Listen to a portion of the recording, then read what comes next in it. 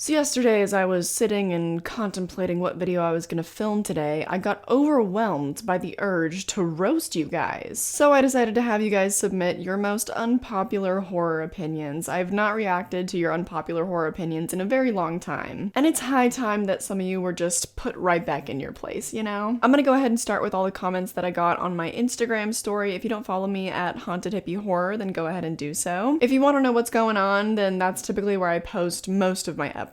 I feel like a lot of you guys didn't really understand the assignment because I'm looking at this and right off the bat we have Chucky is the best horror icon. Where is that an unpopular opinion? I guess, yeah, sure, we have Michael Myers and Jason Voorhees and those are probably the most popular. So you're saying Chucky is the best horror icon, not Michael or Jason or Freddy or whatever, but I'm still sure that there are thousands of people who would agree with you. I might even agree with that, but I don't know if I prefer Chucky or Tiffany. They're both pretty equally iconic. Then we also got quite a few people who said that Rob Zombie's Halloween is one of the best of the franchise. That just all comes down to taste. I guess that is an unpopular opinion though. Where I draw the line is right here though. Rob Zombie's Halloween 2 is the second best Halloween film. It's a masterpiece. So clearly some of us are not all living in the same objective reality. The phrase objective reality shouldn't really exist, but hear me out. Even from human to human, reality is completely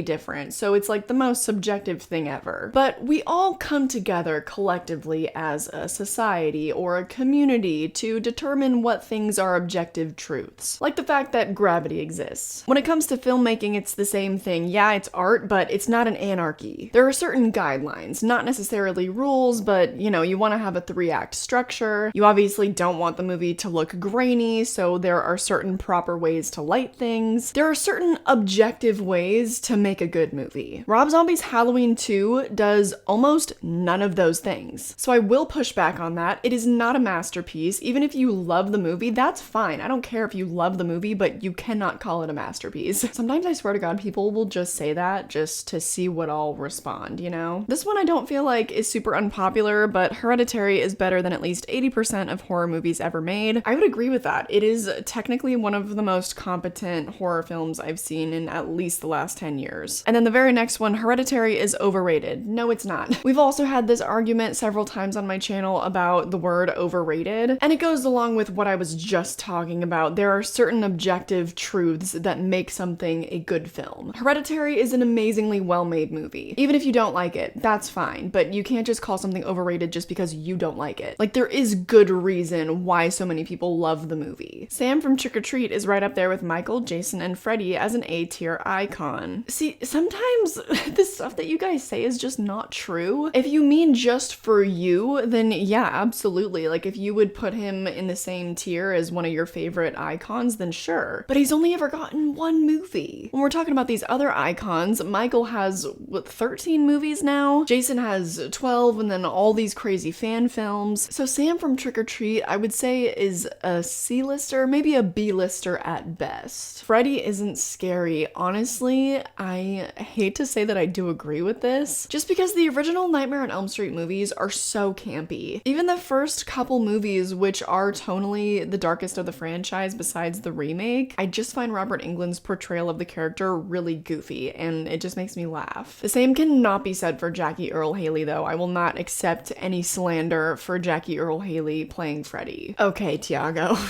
The Nun is not a bad film. The score and set designs are beautiful, story is simple, but listen, a good score and good set design does not make a good movie. You could also have the most gorgeous looking film that has the worst plot. See A Cure for Wellness, okay? A gorgeous movie. It has a really interesting build up, but then the third act, it just completely falls apart. And I think that's what happens in The Nun. It's not a great, super interesting movie leading up to the finale, but the finale is just so garbage. You also said TCM 22 is one of the best slashers from the last 5 years, beautiful kills and gore. It does have good kills and gore, so if we're just talking about good kills and gore, then whatever, I'll let you have that. If you have another person that said Rob Zombie's Halloween 2 is a misunderstood masterpiece, you're just wrong. I don't feel the need to elaborate on that again. Up next, Halloween Kills is terrible. That's not really an unpopular opinion, so moving on. Scream 2022 is the best of the franchise. That's That's an interesting take. A hot take, if you will. I have a strong feeling this probably came from someone who is my age or younger, and I also get the feeling that recency bias is playing a huge part. I would recommend revisiting the entire franchise in about 10 years and see if you feel the same way. Des says, I think Psycho is overrated. Okay. Listen, filmmaking standards are different now. I will never knock anybody that says that they don't enjoy a classic film like that. It's from 1960. That movie is over 60 years old. And granted, one of my favorite decades of horror is the 1950s. I love all that sci-fi horror from back then. But Psycho, it's a little bit long, okay? I can see that. I can see somebody not enjoying that movie. Halloween 2 from 1981 is better than the 78 Halloween. Why? Okay, if you're the type of horror fan that really enjoys Friday the 13th and those kind of classic slashers, then that's understandable because Halloween 2 was trying to play off that style of Friday the 13th. So whatever, I can understand that opinion. Someone else said that they loved The Nun, actually. It has amazing cinematography, a haunting score, and is I almost said atmospheric. And it's atmospheric. Again, a movie can look great and have no substance, so I don't know what to say beyond that. The Exorcist is not scary at all. I would fully agree with that. Even in my Black Christmas comparison video, I did feature an interview with Margot Kidder because she was talking about going to see The Exorcist when it was first released. And she talked about how she thought that the movie was a comedy because her entire theater was laughing the whole time. And even before I ever saw that interview, I watched that movie on 1.5 times speed because that movie is way too long. And I also decided to just kind of watch it as a comedy. I was like, I need to try to enjoy this movie because I hated it the first time. It was so boring. And when I watched it as a comedy, it was hilarious. I don't find that movie scary in the slightest. I guess like back then in the 70s when Catholicism was a lot more prominent in society, I could see why it was. But that movie is really dumb. Another Rob Zombie's Halloween 1 is just misunderstood. No, it's really not that I don't understand it, I promise you. It's the fact that it's way too easy to understand it. That's what makes it boring and so much of an inferior film to the original. More Halloween opinions though. Halloween 78 is overrated. Its impact is undeniable, but the kills and acting haven't aged well. I would honestly agree with that. The only reason why I would say it's not overrated is because of the impact, but the movie itself, it's a little overrated. Okay, you guys, you're just not understanding the assignment. Typical corny 80s slashers are my favorite horror movies. What about that is unpopular? The Conjuring is not one of my favorite franchises. Honestly, me either. The only movies I really like from that franchise are The Conjuring 2 and Annabelle Creation. The first Conjuring is good. I'll rewatch most of them, but a lot of the movies in that franchise are real bad. Shudder is not that great. Don't get me wrong, it has great documentaries, but the movies are often pretty hit or miss for me. I feel the same way. They have great documentaries. I think that it's definitely worth it to have Shudder, but a lot of their originals have failed miserably for me. Every once in a while though, they come along with an absolute gem like The Boy Behind the Door. Still don't see enough people talking about that movie. And finally, It Chapter 2 over It Chapter 1. I feel like there was a time where I agreed with this, but now too much time has passed since the last time that I rewatched those movies, so I'll have to get back to you. Bride of Chucky is the best Chucky film ever made. Again, I don't feel like that's a super unpopular opinion. That is one of my favorites of the franchise. It's definitely top 3. Old is the worst horror movie of 2021. Listen, it literally won for Worst Picture in the Oscars, so you guys, get it together, okay? I want to hear worse opinions. Okay, here's something. Jason Goes to Hell is better than the original Friday. And quite honestly, he's right, and he should say it. I am not a super big fan of the original Friday the 13th movie. I think I only gave it 2 stars on Letterboxd. I find it to be really boring. Now, Jason Goes to Hell is also not a great movie, but I did give that one 3 stars. It has some of the best body horror. It's certainly one of the grossest Friday movies, and it's just really entertaining. I don't find the original to be that entertaining. Insidious series over the Conjuring series, I'll say amen to that. 80s horror isn't the best. There's some gems, but honestly, quite a lot of crap. I feel like you could honestly say that about almost any decade though, so I don't really have a response to that. The Ring is not scary in my opinion, and really hyped up and disappointing. 1 star from me. If you gave it a low rating just because it's not scary, then boo, tomato.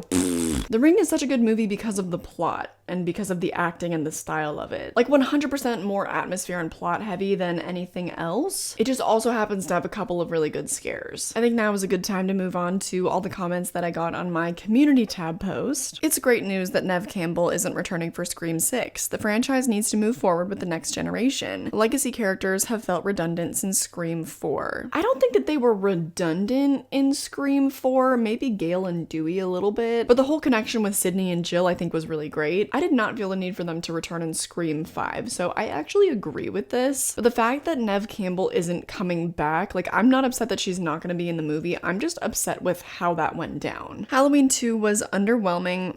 I guess it's not called Halloween 2, first of all. And Halloween Kills was a steaming hot pile of garbage. I disliked how Halloween 2018 dropped the Laurie-Michael sibling connection. Without it, why would Michael specifically pick Laurie of all people to hunt down? It makes no damn sense. I feel like you missed out on a lot that happened in both Halloween and Halloween Kills. Because I feel like you just don't really know what's going on. Michael does not specifically hunt down Laurie. They made a big point in Halloween Kills that she has basically made that all up in her head. He made it to her house in Halloween because Dr. Sartain had an obsession, not Michael. The whole town has all this trauma surrounding it, especially because they all seem to take Michael's past attacks as something really personal, when in reality, nothing about it was ever personal. That was like the whole point of Halloween Kills. So maybe give it a rewatch. It does make sense, I promise. And also, pray tell how you think it's more impactful that they're siblings, when if they're not siblings, it means that Michael is completely impartial and he'll go after anybody. I feel like as an audience member, especially, that makes Michael a lot more terrifying because then I know that he would go after someone like me and not just his sister Laurie. Killer dolls in horror movies and TV shows just aren't scary. I've never been afraid of Chucky from Child's Play or Slappy from the Goosebumps story. It only took me one viewing of Poltergeist to not be afraid of the clown doll that attacks that kid in his bedroom. We are not the same, brother. I wish I could say the same, but honestly, just even seeing a cardboard cutout of Chucky with his stitched look at Universal Studios one time when I think I was like 10, that was enough to traumatize me. I was so scared of Chucky for the longest time, and I put off watching that franchise until about a year and a half ago.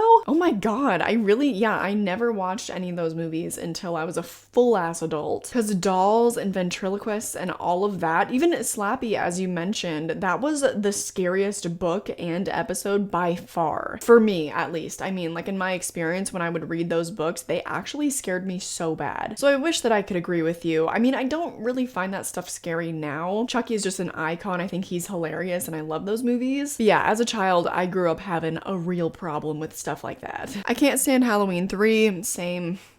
I adore Nightmare on Elm Street 5. It's my second favorite sequel in the franchise. Ooh, that movie is so bad. That was really when the franchise started to just plummet. If it's your second favorite sequel though, then I would hope that 4, The Dream Master, would be your first favorite sequel, because that is my first favorite sequel. Evil Dead Remake is better than the entire Raimi trilogy. I would probably agree. I'm just not a big Evil Dead person though, but I have done a comparison of the original and the remake, and that was a lot of fun to research. I have a lot of respect for both movies, but they're just not really my taste. I found most of Sarah Paulson's characters in the American Horror Story series boring. I haven't seen every single series, but most of them, and the only ones I like of hers were Sally in Hotel and the twins in Freak Show. The rest of them I just found either boring or annoying. They do kind of rope her into doing almost the same thing for every single season. In the newest season though, I've only watched part 1 of it, Red Tide. I need to finish that so I can include it in my June wrap up. But in that season they do let her go off the rails a little bit, but she does just feel like Sally 2.0. So I can see that. I don't really have anything to dispute that, but she's just an amazing actress and sometimes they just have her doing the same thing all the time. Wrong Turn 1 and 2 are top tier classics. Okay, maybe for you. I found the original movie really boring. It just was nothing I hadn't seen before. It's like just Texas Chainsaw Massacre basically. Friday the 13th remake is the best film in the franchise. Honestly, I will give you that. I think that it's the most entertaining by a mile. I really didn't like it the first time that I watched it, but I also covered that one on an original versus remake, and I ended up really preferring the remake. Another Friday one, part 5 is underrated. I would honestly agree with you. I really like when that franchise tries to do something different, because so often they would just keep regurgitating regurgitating the same plot over and over. A Quiet Place 2 is so much better than the first one. No. No. If you want to say it's more entertaining, then sure, I will allow that. A Quiet Place 2 I thought was so bad. I guess that's my unpopular opinion, but the fact that it's an immediate follow-up and the children have clearly aged so much, it's ridiculous. And in the first movie, all the family members were these self-sufficient badasses, and then in the sequel, the only way that the plot moves along is if the characters do something stupid. And also in the first movie, there was so much suspense surrounding all the sound design and making noise. They even would have these little, yarn things that they would play Monopoly with because they couldn't even make little taps, like no kind of noise. And then in the second movie, it's like all of that is just thrown out the window. I don't understand. It felt like the rules of the world completely changed. If you want to say that some of the action was better, then okay, fine, whatever. The Night Comes for Us 2018 makes Halloween 21 and TCM 22 look like amateur movies in terms of brutality. Okay, well, I don't think that the goal of the other movies you listed was to be the most brutal. I also haven't even seen that movie, so whatever. The Purge franchise is better than any Halloween or Friday the 13th. I guess that just all comes down to your taste. Like, maybe you're just not a slasher fan? Because in that case, I could totally see it. I mean, if you enjoy The Purge because it's more plot heavy or it's a lot more social commentary heavy, then I get that. Evil Dead 2 is my least favorite movie from the Evil Dead series. I still haven't seen the third movie or any of the TV shows, so I can't really speak to this, but I think Evil Dead 2 was one of my least favorite ones for sure. Paranormal/ghost movies are bad. I don't really like blanket statements like this. I don't know, just be more specific or just say why. Some people just aren't scared of any kind of paranormal stuff like that, and I'm not, because I'm not a believer in demons at all. I don't really believe in ghosts super strongly either, but there are still some amazing movies about that subject matter. Jordan Peele's scripts are not that good. See, you have to elaborate, otherwise I'm just gonna tell you that you're wrong. But I'm not gonna go on another objectivity ramble. X was kinda underwhelming. I don't know if that's an unpopular opinion. I kind of felt like when I did my review, I hadn't seen anybody that didn't like it, and then I came on and I was like, this movie was not super great. And then I had a lot of people agreeing with me, so I don't think you're alone. Hereditary's awful high art, pretentious horror filmmaking barely managed to finish it. If you can't handle a detail-rich, plot-driven horror movie, then just say that. And don't take that as me saying, well, you just didn't like it because you didn't get it. Because there are movies where it's like The Lighthouse, I'm like, no, I get it. I get what they were going for, and I still didn't like it, so now what? That's not what I'm saying, but anytime I see somebody that's like trashing high art or pretentious movies, I'm like, let's unpack that. I'm only gonna slightly elaborate because I don't feel like there's any way to change these kind of people's minds. I will only call a movie pretentious if it does look extremely artistic and like there's clearly a lot of thought put behind the aesthetic of the movie, and it appears as if the movie is trying to say something really profound, but it actually just completely lacks substance. Great example of this would be Men, which I have rambled about a ton. Very pretentious, awful movie. Hereditary is very deeply thematically rich. There are so many different ways to interpret the family drama, the ending of the movie especially. So I know I've kind of picked on a lot of people for their use of language, but language is important. Let's lighten the mood a little bit with this one. Rob Zombie movies suck. I don't care if it's not an unpopular opinion, I just needed to say it. That's fine, I will gladly platform that opinion. Evil Dead is cringe and boring. I quite honestly agree, and I know that a lot of people will be sad to hear that. Scream 4 is the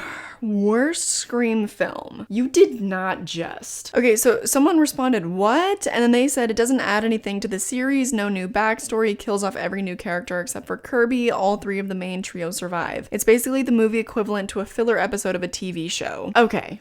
Incorrect. I think Scream 4 adds a lot to the series. Like, the commentary that they were making was so ahead of its time in terms of internet culture and internet fame. Maybe it didn't add a ton to the original trio's story, but it still had a lot to do with Sydney. Like, it was her family member. There was a really close tie in there. And I'll never get over the fact that a movie that was released in 2011 was able to kind of predict the future, especially in terms of Instagram and TikTok and the lengths that people will go just to get 15 minutes of attention on the internet. Like, all that commentary was very profound. You also say there's no new backstory, but what about Jill and Jill's mom? Like, those are members of Sydney's family, so you do learn a little bit more about the past. Not a ton, like, I'll give you that. But I guess what I'm asking is, why are those your parameters of what's important in a Scream movie? Because what I care about is that the story is good, there is a good killer reveal, and that there's interesting and relevant commentary on either society or on current horror movie trends. Now, most unfortunately, the darndest thing is happening. I'm gonna have to take a break because on YouTube, I can clearly see that I have about 98 comments on this post, but suddenly, even on the YouTube Studio app, there are no comments. I'll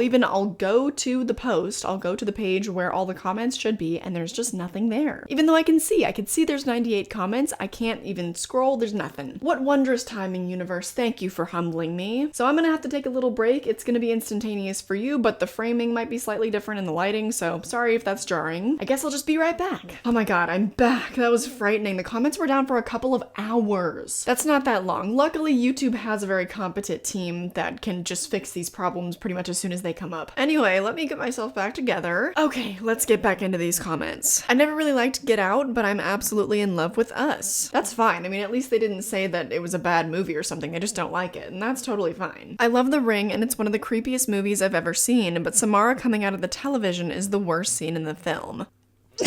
Oh.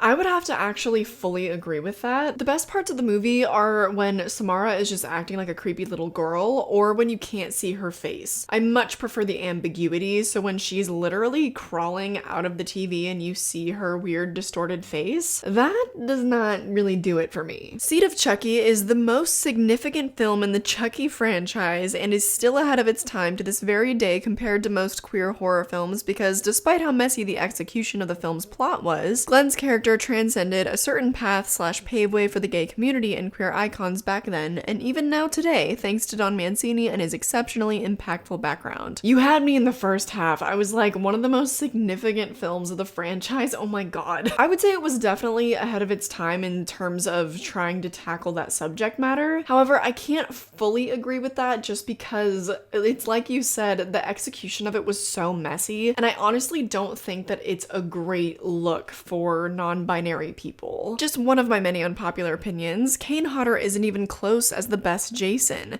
Just because he's played him the most doesn't mean he's the best. I don't think that's why they say he's the best, but continuing. All he brought to the table was being big and slow moving. The best Jason, in my opinion, was Steve Deskowitz in Part 2. He had a very distinctive and much more creepy style with the way he moved. I put the remake and Never Hike Alone Jason before Kane Hodder. I can't really dispute this because I think it just depends on what you find to be creepy, and also none of the Friday movies scare me, so I don't really stack them in terms of being creepy. I stack them more just in terms of kind of their energy and how badass they are and how good the kills are, which isn't always a fair comparison because they have to do different things in every movie. But I will say that Kane Hodder's whole shoulder shrug thing I think is just so iconic. I don't know that another Jason has really put their stamp on it the way that Kane has. And again, that's also maybe not fair because Kane Hodder has got to play him 4 times, I believe. So even if he's not the best, I still would say he's probably the most iconic. I kind of like the Nightmare on Elm Street remake. It has its issues, but it's not the worst thing I've ever seen. This one actually got 7 likes. Some people agree, and someone said Jackie Earle Haley did a pretty solid job as Freddy. I agree with all of this. Like, it's not a good movie. I will never sit there and be like, well, I like it because it's kind of a good movie. It's not. But as I said, Jackie Earle Haley, I think, does an amazing job as Freddy Krueger. And also the whole atmosphere of it, I really like. I do really enjoy the style of it and all the lighting. It's so dark and gritty, and it's kind of everything that I wanted the original Nightmare on Elm Street to be, but that just wasn't the style back then. It was just really campy and colorful and fun. So it's really too bad that the plot and the acting was all really terrible, except for Katie Cassidy. I love that girl. I entirely dislike Halloween 1979, and it's one of my least favorite in the franchise. I'm gonna chalk that up to a typo, but Halloween is from 1978. Again, I don't mind this opinion because I feel like they used proper language to express what they meant, and you like what you like. I can't knock you for that. Don't get all the hype about about Jason and the Friday the 13th franchise. So same, but not same, because I do understand the hype. I understand why it is so popular. It's just a very specific style of slasher that people really love. Pure entertainment value, no plot really, you get to see a lot of boobs. So I understand the hype, but I don't, because it's just not something I would ever be super into. And don't get me wrong, there's a couple movies that I really enjoy, but even the best of them I do find to be a little bit boring, besides maybe the remake. Freddy and Jason are iconic characters, but Friday the 13th and Nightmare on Elm Street are horrible franchises, to me. You're not wrong, you're really not wrong. I would even say that the Halloween franchise is pretty terrible, but purely just in terms of franchise. Because there are quite a few gems within those franchises, but in terms of any kind of continuity and stuff, they're pretty bad. I enjoyed Dr. Sleep more than The Shining, and I liked It Chapter 2 more than It Chapter 1. You enjoy what you enjoy, baby, and I honestly would probably agree. I'm not really a fan of The Shining, and so I would need to go back and rewatch all those movies, but I think I might agree with both of your statements. Silver Shamrock needs to be connected to Michael Myers. This is interesting because they actually kind of connected it just a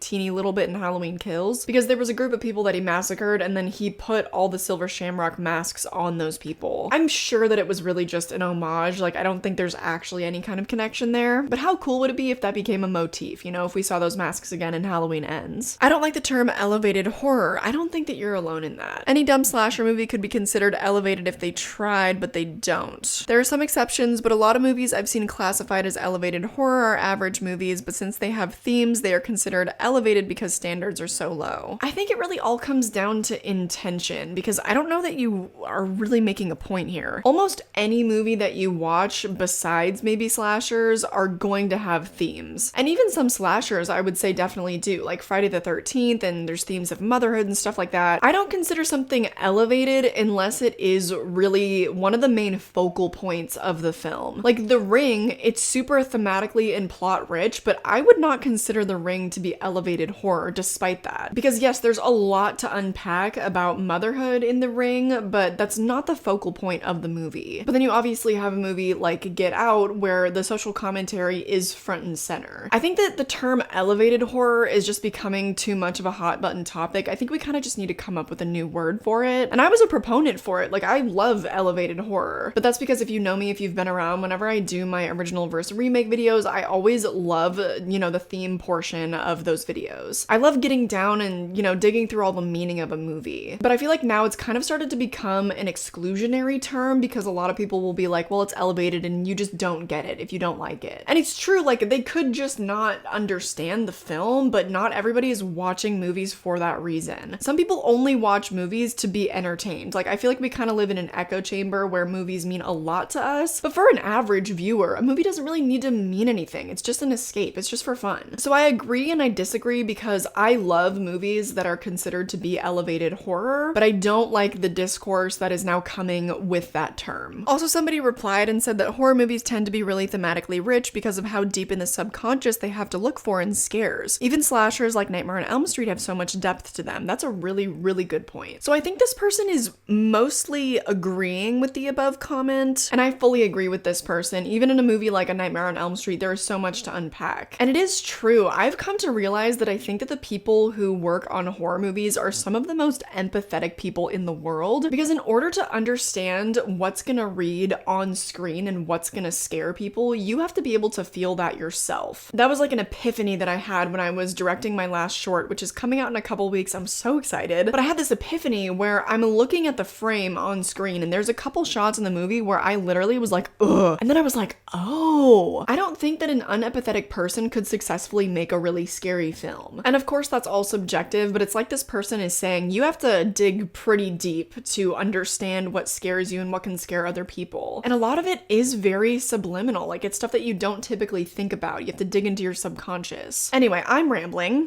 This one's funny. Cabin in the Woods is not the 21st century scream of postmodern horror. It's what Big Bang Theory is to nerd culture. It plays in the sandbox and doesn't understand horror or the culture around it as well as it thinks it does. We actually had the same person respond to this comment, still more creative than most horror movies out there. I kinda agree that it doesn't know the genre as much as it thinks it does, but neither does anyone else, even Scream. I would have to hard disagree with that. I think Scream understands the horror genre better than any other franchise. And I would have to agree with this as well. I wasn't a super big fan of Cabin in the Woods. I think I would like it more more the second time around now that I know what's gonna happen and I can kind of brace myself for some of the mediocrity. And I'm sorry about that. I know that's kind of an unpopular opinion. I know a lot of you guys probably love that movie. I just did not find it to be that clever. I found a lot of the humor especially to be like really low-hanging fruit. And if you want me to laugh, the humor generally has to be smart. I am not above a good burp though. I will laugh at anyone burping anytime, any day. I think that's a good place to end. This video is probably gonna be long enough as it is. So thank you to everyone who submitted your comments, and if I roasted you too hard, you'll be okay. I'm sure of it. Okay. That's my hair. Yep. When you have as much hair as I do, it's just a fact of life that there are going to be stray clumps all over the place. But to close this video out, all my other social media is listed down below. You can also find the GoFundMe for my short horror film. Also a huge shout out to all these people, my lovely patrons. Thank you guys so much for all of your continued support. There's a good amount of you guys now, so I might kind of need to reformat how I'm displaying everybody's names. But I appreciate that, and if you would like to see some bonus content, including all my first reactions to all the movies that I see in theaters or on streaming, then that is over on my Patreon, and it does really help me out. You're supporting me a lot by signing up over there, but I hope that you had fun watching today's video. If you share any of these opinions, then maybe let the people know down in the comments, let them know they're not alone. But let's all be respectful. I don't really worry about that with people in my community, but if you're new here, just know that we are not going to be disrespecting one another down below. Even if you go over to that community tab post and you see all the replies that people made to one another, everyone was pretty respectful, so thank you guys for that. It's good to know I have an audience of nice people. But I'm gonna get out of here. I hope that you enjoyed this video, and I hope I catch you in the next one. Bye!